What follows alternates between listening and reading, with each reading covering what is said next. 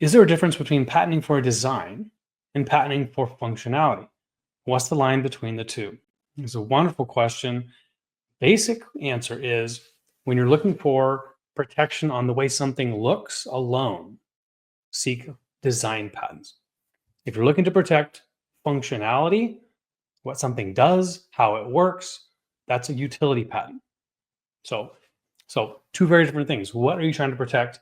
What is novel about what you've come up with? Is it the way that it looks? Is it the design, the three-dimensional shape? Or is it more about how it performs, a utility, a benefit?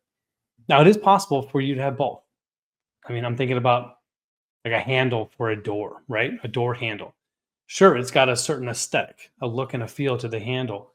And you might think, well, let's look at design patents first. But hold on, right? And a handle can have ergonomic benefits. Maybe it's got additional functionality in terms of it being a smart handle. Let's get carried away here, right? Why not? And maybe it's got fingerprint analysis, or it's got the ability to look at a specific weight, or maybe you have a sensor on a key ring, or right, a remote proximity sensor where it's able to have functionality to give access. So that would go toward utility.